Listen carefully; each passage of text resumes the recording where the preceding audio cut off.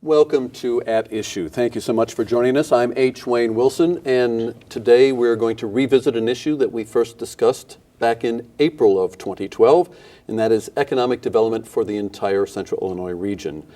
We have struggled at times with economic development, but with the guidance of an expert from Maryland, we have a new organization that believes that they can make a big difference over the next 5 years as we look at not only bringing in new companies, but building companies within our own population and also training a workforce. We'll talk about all that after I introduce you to Jim Baumgartner. Jim is the chair of what is called Focus Forward CI. That is the umbrella group for economic development. We'll talk a little bit more about that in just a moment. Thank you for joining us. Thanks for inviting me. And Frank Knott is here. Frank is with Vital Economy out of Maryland, and a consultant that has visited how many times now? Oh, probably about 30, at least 30 weeks in the region, I think, in the last. Honorary citizen. Honorary citizen. Yeah, okay. And Jennifer Daly is here. Jennifer is the executive director and the CEO of the Morton Economic Development Council. Thank you for being with us. Thank you. Let's first talk, and I'll turn to Jim first. Could you, and I don't want to spend a lot of time with structure, but could you give us an overview of what is happening? There's a transformation going on.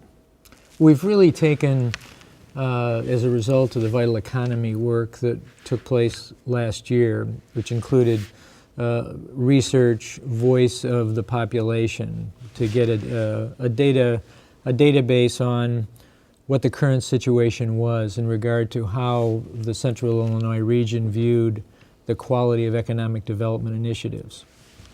And from that study, recommendations were made and accepted by a number of public entities, one of which was the Tri-County Regional Planning Commission, who originally hired Vital Economy to do this study and make recommendations. So as a result of the study and the acceptance of the recommendations, a second project was agreed to, funded by a HUD grant, so a federal government grant through Tri-County Regional Planning Commission, that would fund the deployment of the recommendations that Vital Economy made. And one of the criteria that HUD made for the grant of money was that they needed a governing body. And the governing body is what's called a policy steering committee. I was asked to chair that steering committee, which is really the oversight of the deployment of the recommendations. We're really looking at the development of a strategy based on the research and the recommendations that were made, so that over a period of years, we have a completely transformed economic development process that is for all 4 counties, for Woodford, Tazewell, Peoria, and Mason County. So with time, we're going to see what we now call the EDC of Central Illinois, which is under the Heartland Partnership. That will dissolve in time, and Focus Forward CI will be the governing group. Similar to that. Now, the part of the work that we're doing with the guidance of Vital Economy, we've created several work teams that are really engage the populations of each of the 4 counties. Some are directly involved in economic development, much like Jennifer is, where Morton has an economic development council, full-time people working on economic development for their specific city.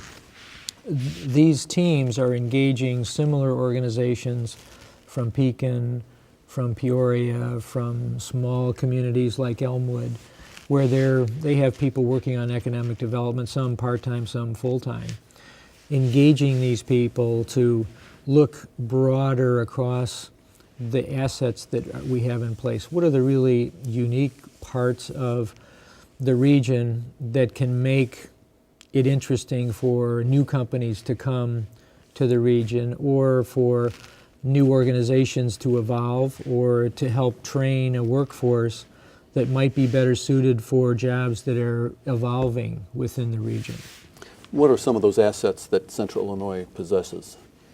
Well, the assets, H, range everywhere from incredible knowledge assets around how we move the earth, heavy equipment manufacturing, all the hydraulics related to that.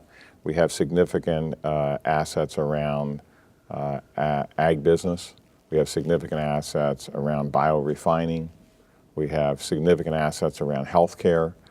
This region probably has more healthcare assets than any region in the country that I know of this size.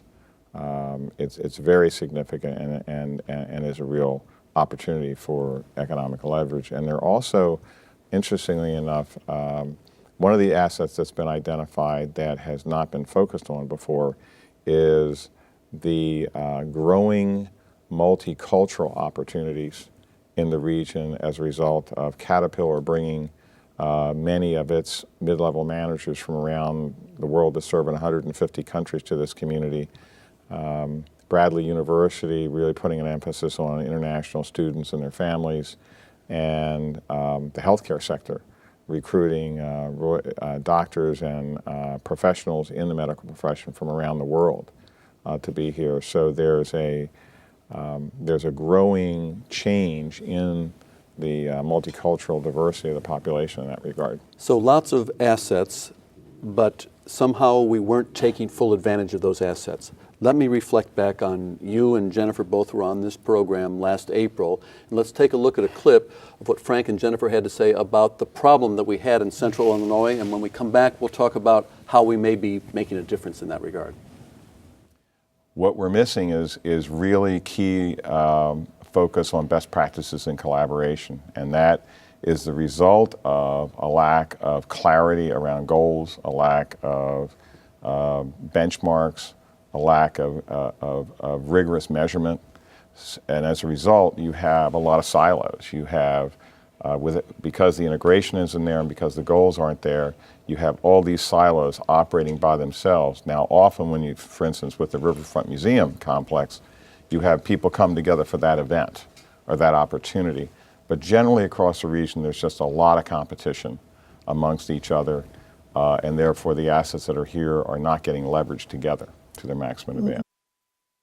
We need a solid plan and strategies so that we all know how we fit together in achieving those goals and how we're going to measure the achievement. So, I think there's a willingness there. I think people really want to be supportive and work together, and we already do that to an extent. It's where is that overarching regional strategy?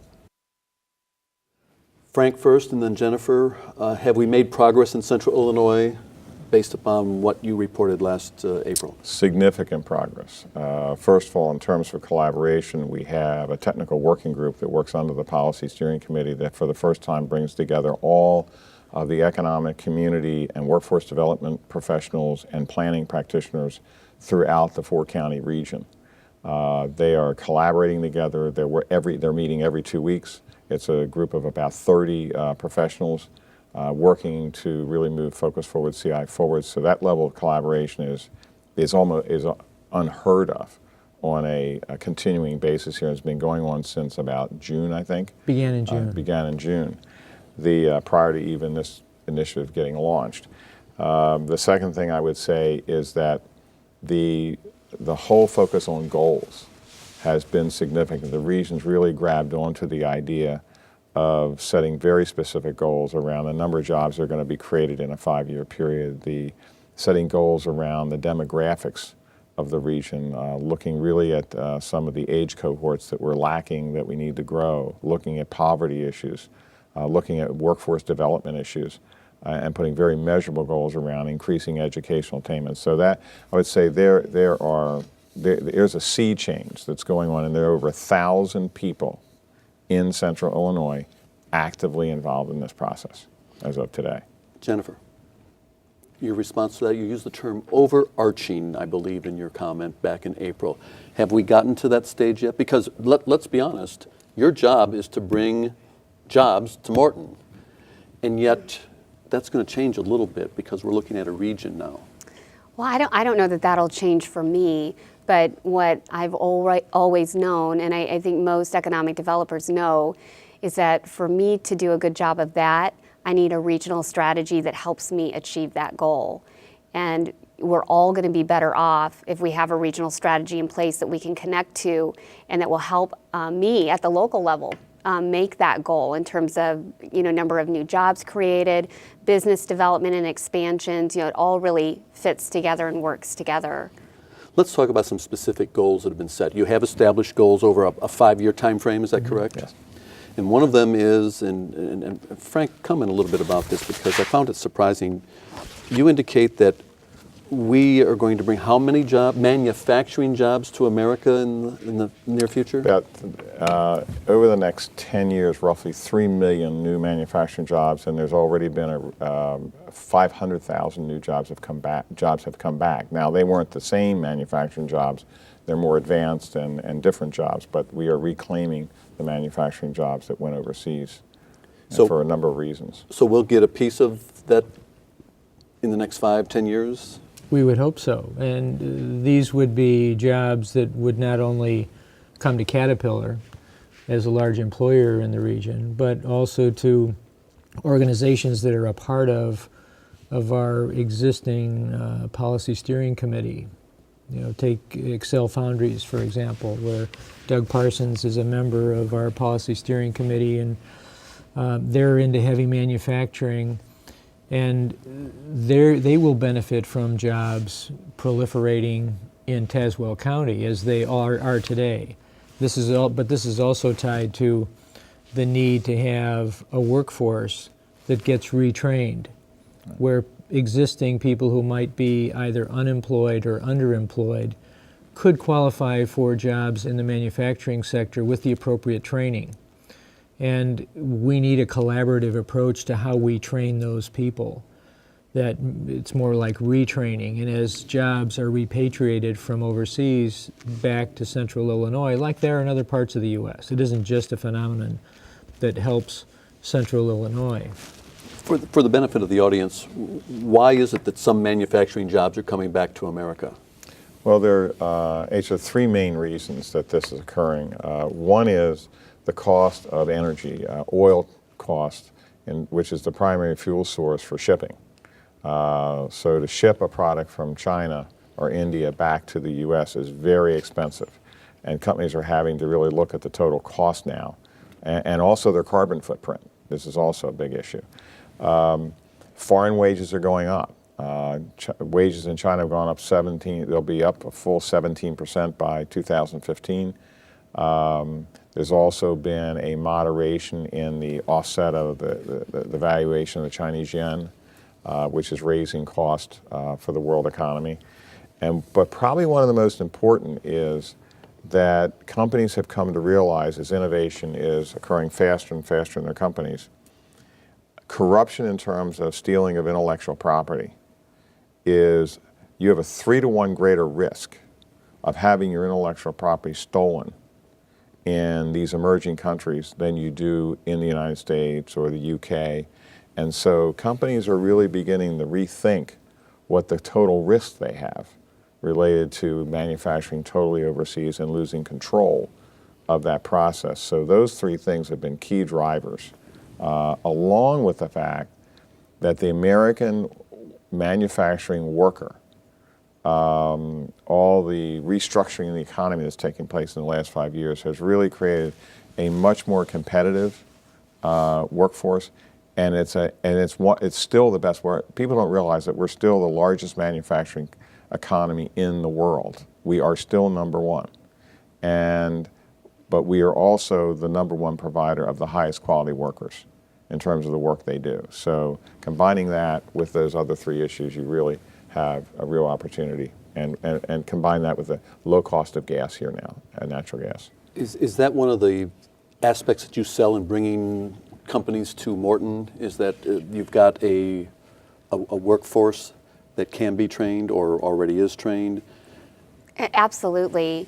And when we took a trip to China this past year, and we met with 12 different companies when we were in China about opportunities in our region. And we had a lot of companies that we met with that are considering returning to the United States or starting operations in the United States. And part of it is exactly what Frank has just said, those various, the cost. The other part of it is we have some new laws in our federal government that are preventing some of the things that are being manufactured overseas in China from coming into our market. And what we found with several of the companies we met with there is that they can no longer manufacture and sell the product that they were selling in the United States any longer. So they have to set up operations here and manufacture here to be able to sell their product. So there is a great deal of opportunity overseas. This economic development, although the economy is largely driven by Caterpillar here, really you're looking at new companies, small expansions. These 700 to 800 manufacturing jobs and other jobs aren't going to come from big established companies for the most part, is that right? No, that's true. That's true. So how do you encourage, with this new economic development effort, how do you encourage these entrepreneurs? Where does that come from? Well, it comes from a variety of sources, but let's just pick one example. We saw a company in Morton today recognized for their innovation. This is a small company that was a former Caterpillar employee that had some expertise in doing online training and realized he had a niche and developed this small company, learning some of his expertise within Caterpillar and then deciding to go independent and creating a small organization that now operates all over the world. They have a virtual company. That's not really attributed necessarily to Caterpillar's success, but I think any company, whether it would be in healthcare, if you looked at the expertise that OSF attracts or that Methodist Hospital attracts, there are unique skills that these people bring to the region, and if we have a culture of innovation, we will generate people who will want to move away from a large organization and into a small niche business that they in fact create. And we have those all over Peoria. And for the record, Iona Group is the company you're referring That's to. right. That's right. Thank you. So with that in mind, and we're talking about innovation, we know innovation, not exclusively, but often comes from younger people. Yes. We're losing young people. Is there something in this Focus Forward CI plan to say we're going to retain and grow the younger population? Absolutely. It's a key focus. In fact, Mike Henriksen, who is an executive at Caterpillar, is on the Woodford County Board and chairs our Smart Goals Committee, calls the age group of 25 to 44 the oxygen of economic development.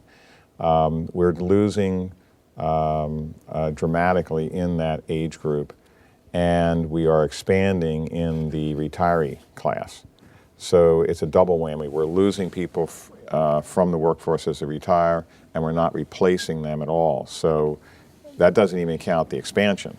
So what we've done is we've estimated that we need about 21 or 22,000 young people in the age group of 25 to 44 to be part of the population of this region, in the four-county region, and we are putting together a action team composed. They just had their first gathering. 62 young people in the 25 to 44 age group met just before Christmas to begin focusing on what we needed to do in the region to make this region attractive to young people and young families that will bring those kind of workers here.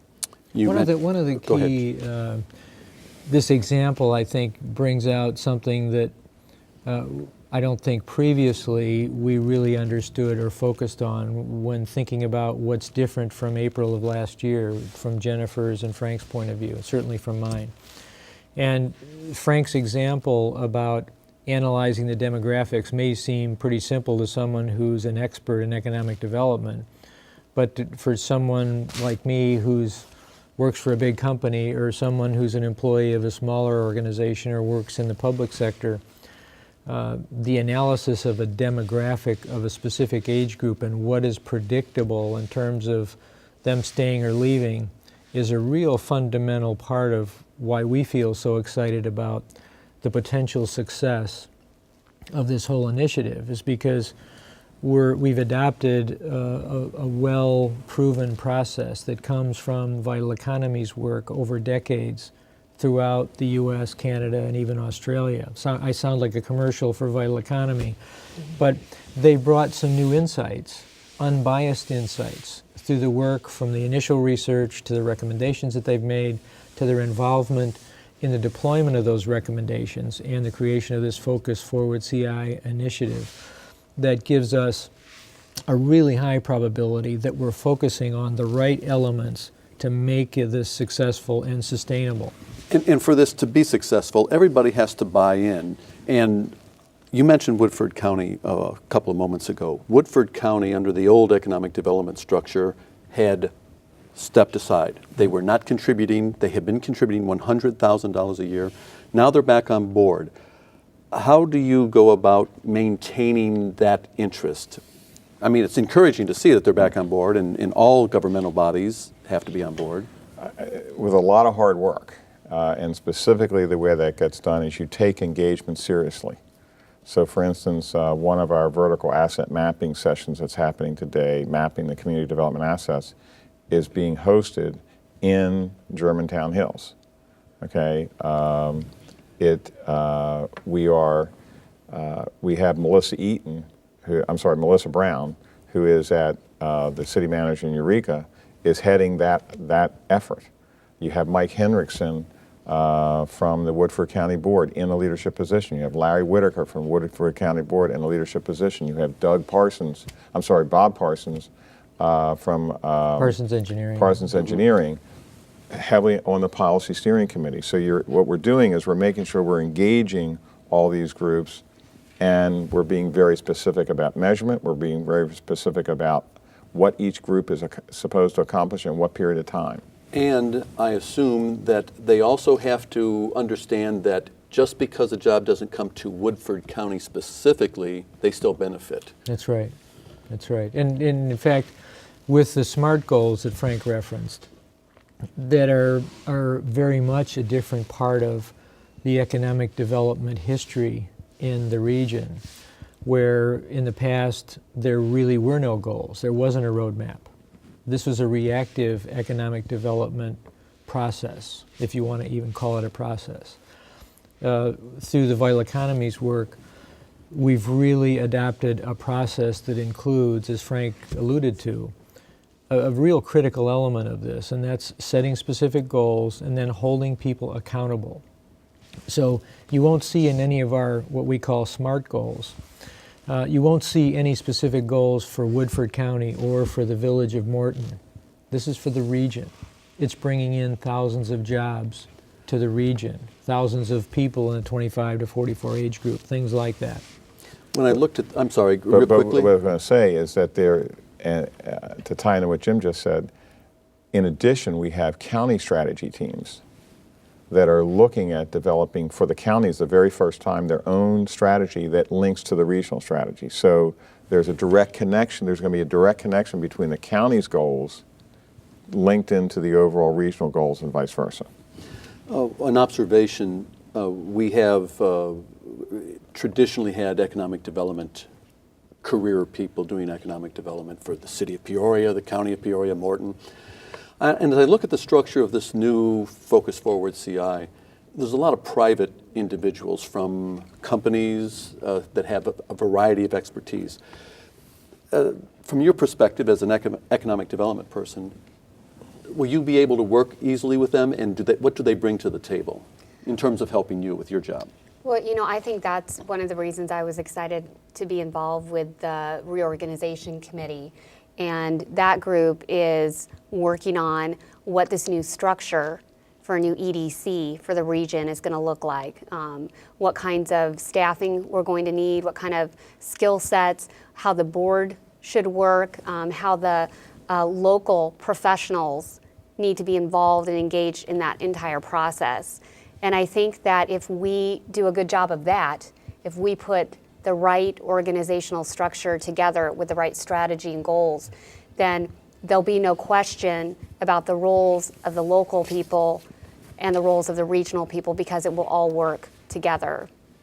I might want to chime in here. 15 seconds or less. Okay, as the only non-economic development person at this table among us three, what this also brings is that there's a level of business expertise that gets back to this level of accountability that isn't just a function of what Caterpillar might bring to the table, but it's other companies who've been very successful in this region and the leaders of those companies who are working hand in glove with the economic development experts. Real quickly, the web address for the organization is? FocusForwardCI.com. FocusForwardCI.com. Thank you very much to Jim Baumgartner, who is the chair of that organization, to Jennifer Daly, who's president of the Economic Development Council in Morton, and thank you to Frank Knott, consultant for Vital Economy out of Maryland. Thank you for your contribution to Central Illinois. Thank you. And thank you for joining us here on At Issue. We'll be back next week with another edition, so please tune in then.